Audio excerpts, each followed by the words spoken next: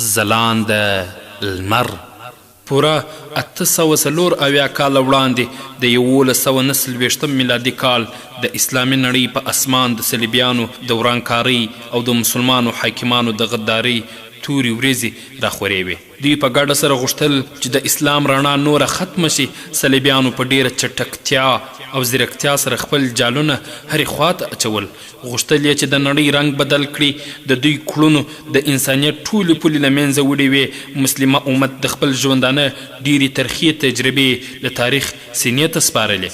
د صلیبیانو تر قدمونو لاندې اقصا هم د یو بل عمر بن خطاب د راتګ لارې څارلې. د امت د هیلو دروازې تړل شوې وې. حاکمان د امت په سر باندې د یو لوی عذاب په څیر مسلط وو. شرابو، نجونو، پیسو او قدرت د هغوی ژوندون رنګین کړی وو. خو بلې خواته یې د اسلامي نړۍ او الهي دین راتلونکی تیاره کړی وو. دوی د ژوندانه په عیشو کې تر داسې حد رسېدلي وو چې هر سالم فطرت ورڅخه کرکه کوله. د دوی حرم سرایونه د صلیبیانو له لورې په روزل شوو نجونو ډک وو چې د مسلمانانو حاکمانو کردار او ملي احساس به یې د وینو په څیر خوړ. په دغه تورتم کې مسلمه امت یو روښانه لمر ته سترګې په لار وو. دغه لمر ورو ورو د نظام الملک په مدرسه کې راڅرګندېدو په حال کې وو.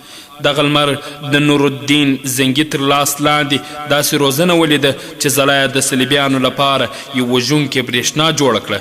دغسې په سالار د ځوانۍ په لومړیو کې داسې زیرکتیا، قبولیت او اهلیت ترلاسه کړ چې د خلفای راشدینو څخه وروسته دی د امت یو ژغورونکی شو. هغه ته سپاهیتوب په میراث پاتې وو. کله چې د مصر والي او د پوځ لوی درستیز وټاکل شو، د هغه په ذهن کې د واکمنۍ معنا په خلکو حکومت نه، د اسلام ساتنه او د مسلمان امت عظمت او خیر ښېګڼه وه. دا لمر ستر سلطان صلاح الدین ایوبي و.